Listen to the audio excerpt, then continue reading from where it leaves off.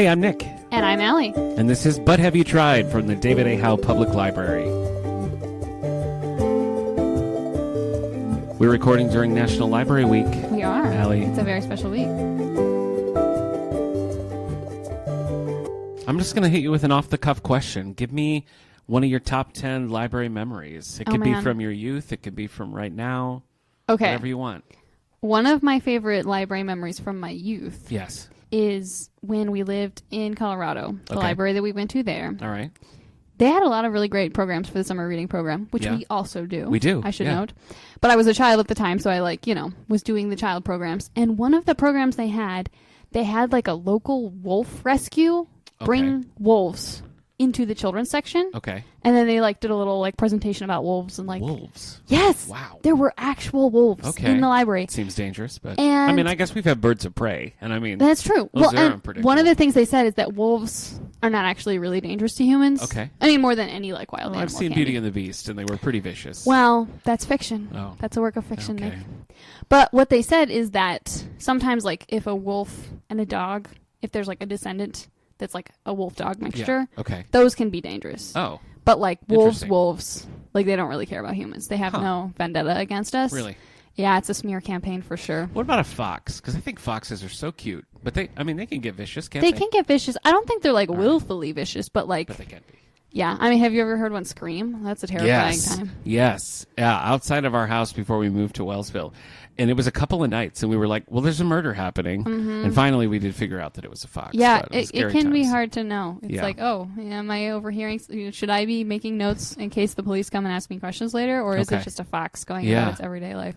But the best thing about this, in my mind, is that at the time, having wolves in the library seemed completely normal. No big deal. That was just the scale of programming that was going on. As I was like, well, of course there are wolves in the library. Yeah. Obviously, why wouldn't there be? Yeah, it's interesting. I grew up in Battle Creek, Michigan, and I eventually worked at Willard Public Library when I was a teenager. But as a kid, I don't remember a lot of programs.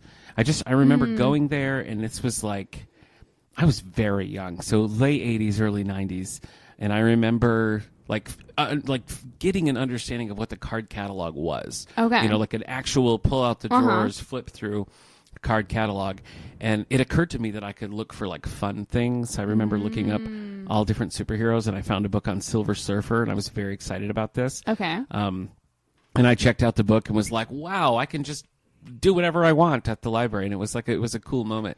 And they also had, I don't know if it was a newspaper index or if it was specifically a genealogical thing, but I remember looking up my family and trying to find I found my grandpa and my great grandfather, and then I found my great grandfather's father. That's kind of cool. Had a listing. His name was Alfred, which I didn't know. I learned from this card in the library card catalog. So that's so fancy. Yeah, just the idea that I could just at my leisure look up whatever I want was a very novel thing, particularly pre-internet. Yeah.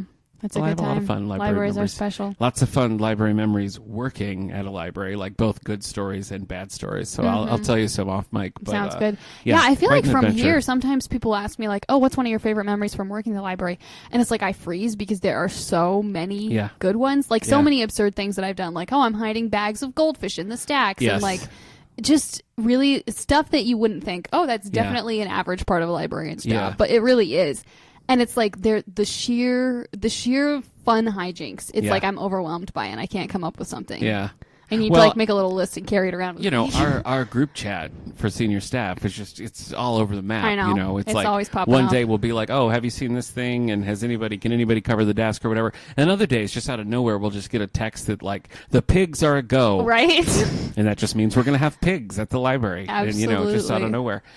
So yeah, it is, it's a good time. And all the variety of things that you can do at a library. I know. I love the digital collection, which is, something that I guess I was never resistant to it. When Barnes & Noble introduced the Nook, I was excited to have that, and especially digital comic books and things like that.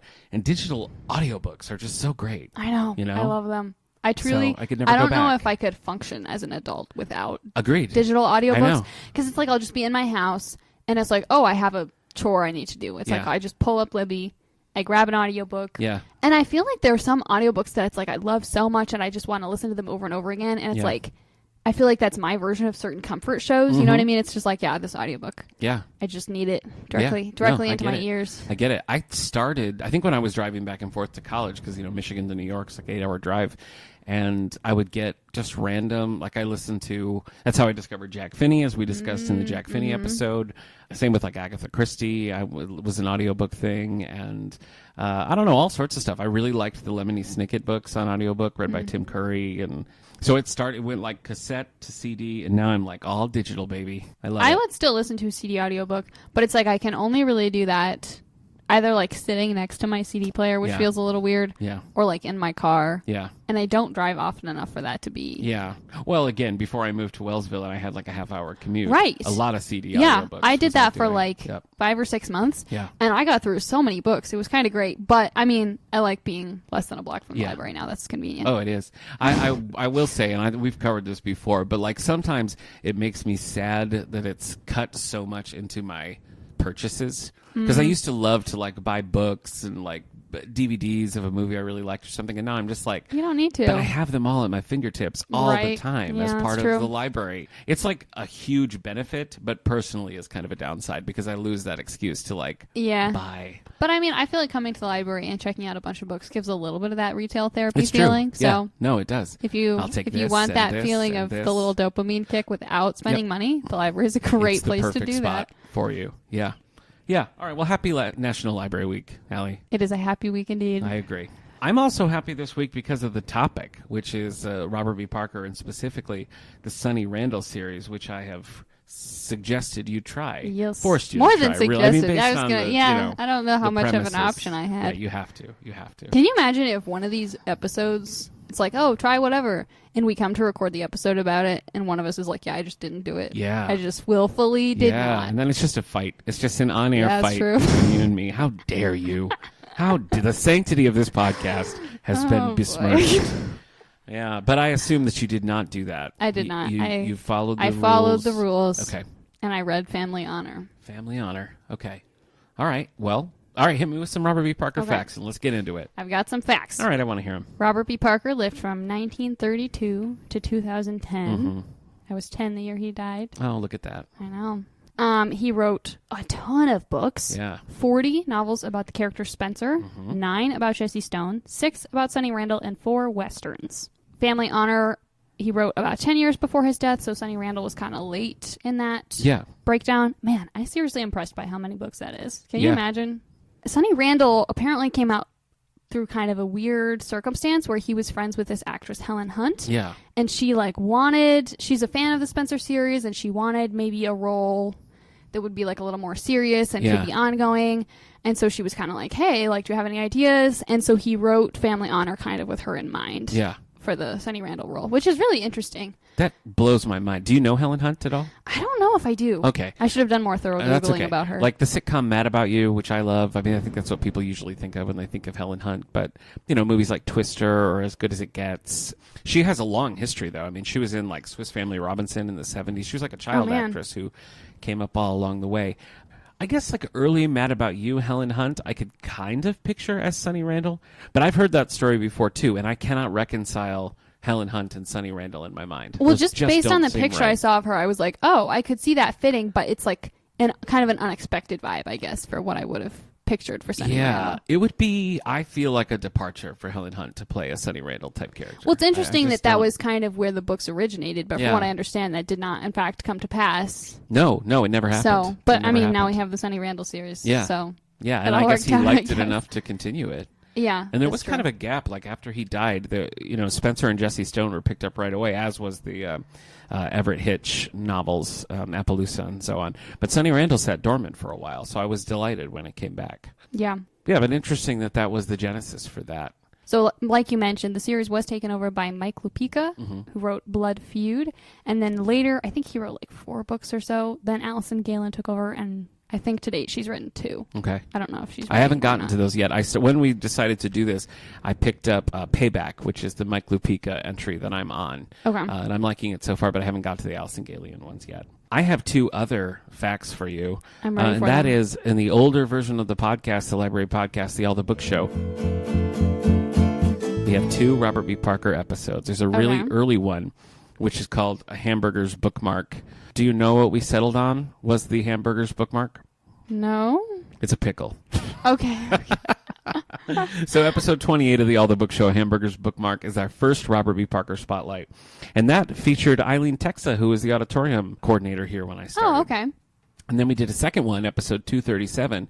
It's called Spencer Confidential, and we did that in conjunction with the Marky Mark movie, Spencer Confidential. So if this isn't enough Robert B. Parker podcast for you, you can dive into the All the Book Show archives. There's even more. There's even more. Is this the first time talking about Sunny Randall specifically? Specifically Sunny Randall, yes. This would be the first time. I think it was actually the Westerns that I was aware of first, because it was a movie with Ed Harris called Appaloosa. And I remember seeing that in theaters, and I can't remember if I had dipped my toe into the Robert B. Parker world before or after that. But that was definitely a big, like, that re-energized my interest at the very least. And I read all the Colin Hitch novels that he wrote, those Westerns. And then Jesse Stone was made it to a series of movies with Tom Selleck, which is always an interesting thing about those movies, because Tom Selleck, when they started, was pushing 60s and then was right into his 60s after that. And Jesse Stone is kind of, at least in the beginning, kind of a drunk, washed up cop. And the town hires him because they want somebody who will look the other way. And they don't realize that that's not Jesse Stone at all. Like, he may be a drunk, but he's like a good cop. That's sort of the thing. Gotcha. But in the books, he's like 30. And that's way less interesting to me, to have like a 30-year-old mess up drunk of a cop versus like a career cop who's in his 60s and that's sloppy. Definitely an interesting vibe. I think so. That kind of was difficult for me to reconcile. Just the difference there, and then Sunny does intersect with Jesse Stone quite a bit, and Susan Silverman. Is Susan in the book you read? I don't think so. Her therapist. No. Okay. Susan Silverman becomes a pretty strong recurring character in the Sunny Randall books, and she's a primary character in Spencer. Gotcha. So there's it's a whole universe. Yeah. And occasionally there's just little references here and there to Sunny or to Rosie in the other books and everything, but they intersect in a way that's not obnoxious. That's nice. It's like it shows up, and I like a fun cameo that's not obnoxious. Yeah, and it doesn't feel like you've missed something. I guess. That's like the perfect spot. Yeah. So how deep does your Robert B. Parker reading go? Have you read all the series, some of all the series? I mean, a few series. I've read all of the Jesse Stones, all of the Hitch and Cole, and all of the Sunny Randalls written by Robert B. Parker. Okay. And I have continued the series after that. I probably read, I don't know, the first 7 or 8 Spencers. I guess I've read a lot. That seems like a lot. It seems like a lot. Jesse Stone is my favorite. That's my favorite series. And I paused on that a little bit because Michael Brandman took over the Jesse Stone series first, and those were pretty solid. And he had been heavily involved in the TV movies, and so it kind of combined those worlds a little bit. And then Reed Farrell Coleman took over, and I don't like it at all. Oh, man. I mean, it's just Robert Parker's style is so precise and is so dialogue heavy and is just boom, just off to the races. And Reed Farrell Coleman is there's 2 pages describing a sunset, and it's okay, well, that's not Robert B. Parker at all. I'm not saying you have to perfectly ape his style, but you got to at least be in the wheelhouse. You know, it's got to feel like other. If not, what's the point of continuing the world? I guess Yeah. But I've enjoyed the Mike Lupica, Sunny Randalls that I've read so far. They've, I don't think they'll ever be as strong as what Parker would do, but still. I mean, I've liked it's them. hard to them. compare with the original. Other than me talking about it, have you ever known of Robert B. Parker or Spencer? I mean, his name is one that I have heard bandied around. Got you. Okay. Not just by you, but this is pretty much, I would say, my first meaningful encounter with Robert B. Parker. Okay. Because there's quite a few. I mean, there was the Spencer for Hire show, and then there was a spin-off of that called A Man Named Hawk, and those are the 2 main characters in Spencer. Then there were Spencer TV movies. There was the Marky Mark movie that's not that old, 5 or 6 years. That was a Netflix thing. And then all the Tom Selleck, Jesse Stone movies. So there's quite a bit of other media. Yeah, somehow I have avoided it all, I guess. But no Helen Hunt, Sunny Randall, so no, that's fine. All right, but you're a mystery fan. I am a mystery You enjoy that genre in general. So hit me. What did you think of Family Honor? I enjoyed it. I had a good time. All right, is this a damning with faint praise situation? Where do you land? This is true. This is honest appreciation. It is praise. I feel like sometimes it's hard if I like something, but I'm not like raving completely about it. Yes. Because it can feel very damning with faint praise. I get it. But that is not the case. I am not, in fact, damning with faint praise. Yeah, I don't know what I was expecting, but I feel like it was a little different than I was expecting. It was a very easy read, which I like. Yeah. I enjoy one that I was like flipping through and I was like, wait, how do I have that many pages in my like read half of the book already, you know? So that was kind of fun. And I also like the short chapters because I'm impatient. Yes, I do like that. Also, back in the All the Book Show days, we did an episode called Stuck in a Book Rut. And we were talking about what we do when we just can't commit to reading. You know, that it was like, I'm just not in the mood. And often I would go to a Robert B. Parker because like, I like the characters. I knew what I was going to get. And that was something that it's like almost like a palate cleanser for me. Right. You know, and I'm just like, I don't know that I have the bandwidth to read right now. Like I can do Robert Parker because it's like I have a shorthand with it, you know? Yeah. So I think it moves really nicely. You want to talk a little bit about the plot of Family Honor? Sure. So Family Honor, it follows Sunny Randall, obviously. Yep. And she was a cop. Yes. And her dad was a cop. So it's kind of a family thing. And she's recently divorced from her husband, whose family is kind of like a mob connected, family. Yes. And he's not necessarily part of that, but there's definitely some tension over that, which seems like it's part of what led to the divorce. And so she's kind of striking out on her own, and she's a private investigator now, and she's also painting on the side, which I thought was kind of a fun character fleshing out. And she's hired by this couple whose teen daughter ran away. And right away, they kind of give her a little bit of a bad vibe. The parents, yeah. Both of the parents. She's like, which I think rightfully so. Like, honestly, in that scene where she's first meeting them, I was, like, surprised by how tolerant she was of them. I was like, these people are giving a real skeevy vibe. Yes. Like, anyway, but so she goes looking for the teen daughter, and of course she has to ask her husband for some help and everything, which kind of creates some her ex, dramatic Richie. tension. Yes, her ex-husband, sorry. But she finds the daughter, and the daughter is like, yeah, I don't want to go back. And she's kind of like, well, I mean, I sympathize. So she's like, all right, I'm going to try and figure out what's going on, why this girl ran away in the first place, what's going on with her parents, because it definitely seems like there's something going on. So then most of the book is her doing that, figuring out what's going on, trying to help this girl who's very, like, emotionally stunted, I guess I would say. Yeah. And she has a cute dog. Rosie. Yeah. The thing that I was most disappointed in when I started book 2 is that Millicent, the girl, is not a mainstay of the series. That is and unfortunate. I feel like book 1 really kind of sets up, you think it's going to be, you know, this sort of surrogate family, like sort of sisters situation. And it's not like she disappears completely, but it's not a two-hander like it feels like it might be going forward. So I remember being a little like, oh, but I liked that. I liked her.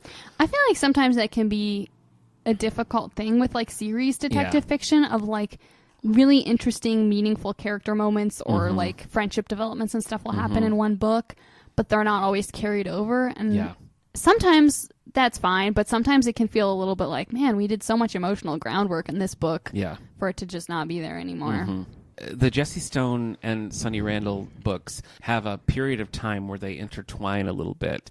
And I was always a little, as much as I liked both characters, it felt a little fan fiction-y for me. I could see that. But I mean, it's Robert Parker's writing them. They're his characters. I mean, he could do what he wants. But I don't know, like it was almost too much of a crossover for my taste. So that got a little murky down the road.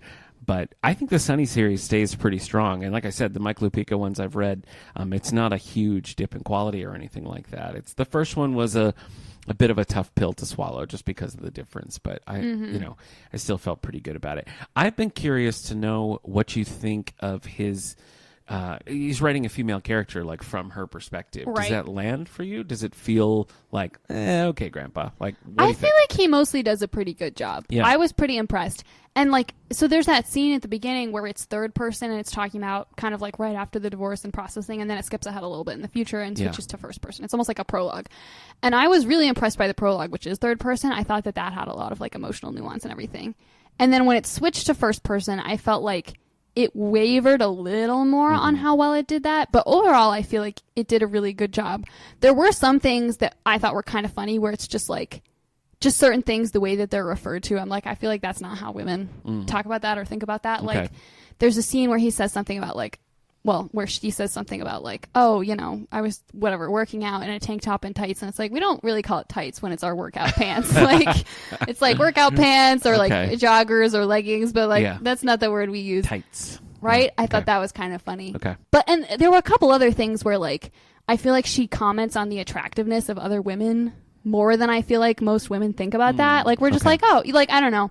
And it's hard to tell how much of it is like kind of an intentional, like hard-boiled sort of narrative style, and how much of it is just like, well, Bob, maybe that's not quite how women not quite how women think about that. Okay. But I mean, but overall, I feel like he did a really good job. Yeah, there's just a couple moments where I was like, don't know if that's quite how I'd feel about that, but sometimes, you know, again, from like an outsider or a male perspective or whatever, reading it, sometimes I feel like he allows her to be stereotypically feminine in a way that sometimes when you have a male writer trying to write a woman, like, they won't do. You know what I mean? Like, that's fair. He's just like, forget it. I'm not even going to weigh into like looks or insecurities or whatever. But I feel like he doesn't do that. You know what I mean? Like, he lets all those things come through, you know? Yeah, well, I appreciate that, like, she also gets to be, like, a badass. Like, she does a lot of things that I wouldn't do. Yeah. But, like, it feels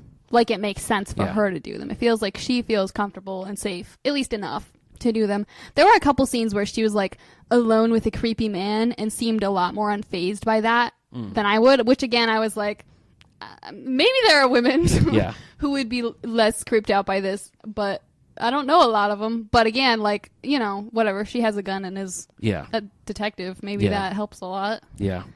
Well, it's just like reading Jesse Stone. Like, he lets Jesse sort of be almost like toxically masculine, like in ways that are like, this isn't great, but this like, isn't a good idea, but it's fun. But I feel like he sort of does that with Sunny too, where he is like, go ahead, fall into these stereotypes a little bit here and there, you know. And the way he doesn't shy away from those kinds of things, I guess I always found kind of impressive, and the way he writes all of his characters, you know. Well, and I feel like something that contributed to my sense with that overall, I feel like he did a really good job with the female perspective, is I feel like the whole plot in some ways feels like a very female problem of like, you find this girl and seems like she's in a bad situation and you don't feel like you can just give her back to her parents and you have to figure out what's going on. Like, that feels like a very, very relatable. Not that I've ever been in that situation, but that feels like, it feels like a woman's way of handling it in a certain way. Not to say that a man wouldn't do a similar thing, but I feel like the story was very well suited to her character as well. Yeah. There's a Spencer novel called Early Autumn. It's one of the early ones. And it's kind of similar to this plot, just in that he gets hired by this family and he ends up kind of taking the side of the kid. And they form this bond. And that follows through a little bit more in Spencer, but I feel like that's a concept that he likes to play with. You know what I mean? Sunny has her interactions with her father and stuff, so it's not like family averse or anything, but he does tend to find these, you know, Spencer and Hawk have this really tight relationship. Sunny and Spike have this really tight relationship. You know, like Jesse has, you know, his therapist and also like the state police captain. They sort of have these bonds that are really more like family bonds, you know, and I think he likes to play with that found family thing, which, you know, I'm always a sucker for that anyway.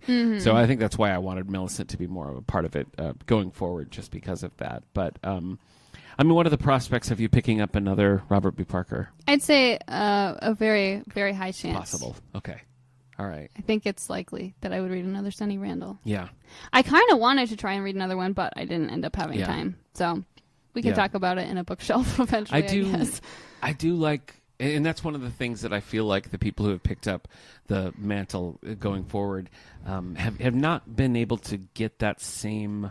the brevity that he uses, because I do feel like they're quick reads, but not in a shallow way. I mean, all the depth is there. Totally. He just can get through it. I feel like, you know. Well, I feel like there's a lot of stuff where it's like he really gets down to it of like, I was expecting it to take longer for her to find the girl than it did. Yeah. And like, you know, it's like, oh, there's the kind of divorce thing that's set up at the beginning. And it's like, yeah, I expect there to be some amount of play with that. But like, again, I feel like it's like the first scene that her ex-husband is there and they're like talking. I feel like it's really in that like emotional nuancy place, like from the get-go. There's not a lot of like setup and like, oh, here's a whole backstory on us and him and everything. So I feel like that's really impressive because that's hard to get all that in without it feeling rushed. Yeah. I think my main criticism of the Sunny Randalls, and if you read more, you'll see this, he tends to go to the well of, well, Spike can be the muscle, or, well, Richie's family can pull some strings. Like, those two things, I think, are overused in a way that both the characters and Parker don't seem to be aware of. Gotcha. It's like maybe one too many. You know, like, give that a rest. That's one thing that I feel like is a little overused, but not enough to dampen the enjoyment of it. It just, you know, all right, you know, let's pump the brakes on that a little bit. Well, and it's interesting because I feel like having to rely on other people sometimes and not always feeling great about that is like a really interesting narrative device. Again, especially for like a woman investigator who like wants to be able to handle it on her own. But like sometimes you just can't as a human. Yeah. And so I feel like having that element makes sense, but I could see it definitely getting to a point where it's like, all right, like maybe just let her go for it on her own. How do you feel the percentage of time spent on like the mystery and developing the mystery versus like character arcs? Like, did you feel good about that? Did you want more mystery? What do you think? I think I felt good about it. I didn't notice anything that like stood out to me. I was like, well, that's a weird amount of time to be spending on whatever, which either means I just am not that insightful on that particular aspect or it was good and fine. I've read some, and I think more in early stuff that he's done where I was just wholly uninterested in the case. And that's a hard one to get through, you know, because like I still like the characters, I still like the overall vibe, but I'm just not interested in like the A to B elements of the mystery. That's unfortunate. So that's, but luckily there's so many of them that like an off one every now and then is not too bad. Yeah. I have read 10 Spencer novels, and I want to say he wrote like 40 before he died. I'm pretty sure. That's what my little list of notes says. Okay, good. That's so many. It's so many. So I have a ways to go before I fully run out of Robert B. But Parker. that's kind of nice, you know? Yeah. It's like we'll always have Robert B. Parker. That's true. And Spencer, you know, certainly was the longest running characters, and probably still, even with the Jesse Stone films and things, I think Spencer is the most iconic of his series. I don't know why Spencer doesn't appeal to me as much as the others do.